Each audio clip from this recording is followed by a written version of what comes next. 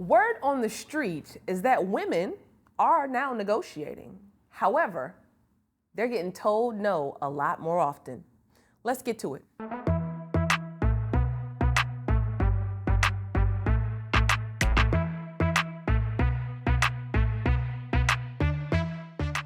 All right, gang. The Academy of Management Discoveries published an article in August 2023.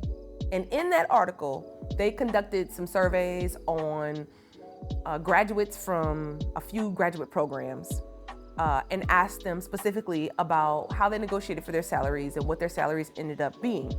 And then they looked at what jobs they took and compared apples to apples, the kinds of jobs that the women were taking versus the men, who negotiated, who didn't, and what their final salaries were. Also in this survey, or in this study that was published, they also spoke with female alumni who were reporting on their salary negotiations as well as their promotions and their compensation as well. So it's a pretty comprehensive study. It's very rich in data. So the gist of the study is that women are negotiating more than men. So 54% of the women respondents said that they negotiated for their salary in comparison to 44% of the men. And yet, women were still earning 22% less than the men that were surveyed for jobs of similar character. I'm gonna say it again. Women were negotiating. An offer was extended to them, and you've heard me talk about this before, the art of the counteroffer. You gotta make a counteroffer. You may not always get it, but you most certainly should advocate for yourself and make a counteroffer when an offer comes your way. And I've got some videos out there about the art of the counteroffer. But what's interesting about this data point is that women were advocating for themselves more so than men and still getting paid less than men. I want to give you an example of how I've seen this come to life in real life. So I've worked in HR inside big HR for many, many years, for decades, okay? And while working inside big HR, I identified this trend where recruiters or people in HR, and human resources is predominantly women, okay? We would literally have conversations about other women who were being offered a job making a counteroffer. And the conversations would look like, I can't believe this woman's making a counteroffer for this CFO position. Or the audacity of her to come back with this counteroffer. She should be grateful that she was offered this position in comparison. It's usually historically only going to men. Or the women were very critical and ridiculed women for advocating for themselves. And I remember sitting there thinking to myself, like, this doesn't seem fair. Now, when I saw these things happening, this was mostly when I was junior in my career.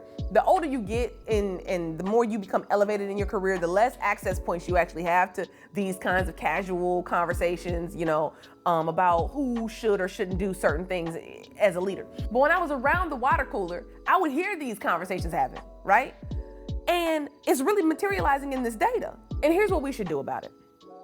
Okay, these outcomes won't change until the people who actually have access to the data and who actually have power and control over how offers are made decide to A, look at the data, and B, make a decision different than what they've done in the past.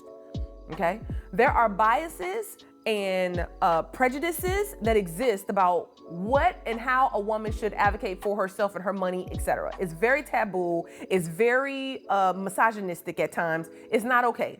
All right. But beyond it being not okay, you can also track the data and see that materially the outcomes of women are still paling in comparison to men, whether they are advocating for themselves or not. This is a problem, y'all. This is a problem, and it's a problem that can be solved within human resources. You may think, how? Managers make the offer, or the finance division makes the budget, or the board approves the budget, or we're just working within these constraints. But you have the data. And if you actually go through and mine your data to figure out in your applicant tracking system who made the counteroffers, because usually it's tracked in there. And if it's not tracked in there, you've got some anecdotal information in there as well. Or you can send out a survey and ask your workforce about this information. Number two, you should also be reporting that information to your executive teams, right? You should be showing them that they are making decisions that are having a disparate impact on women, right? And most leaders, once they get the actual data, they actually are like, oh my gosh, I didn't know that I was actually having this impact inside my ecosystem, and they change. But that data is owned and operated inside human resources. So HR, what are you going to do about this? Let me say it a different way. HR, what are we going to do about this, right? Because workplace change is committed to, when we do these classification and compensation analysis, et cetera, we are committed to looking at it through an equity lens, looking at it across gender and racial lines and tenure lines, et cetera. And I strongly encourage you to do the same. So that's this issue of word on the street. If you've had an experience where people have pushed back against women advocating, or really pushing back against anyone advocating for their salary, but predominantly women, right? Because we see that women are still making significantly less than a man's dollar. Jump in the chat, tell me about it. Let's have a conversation, all right? I'll catch you next time.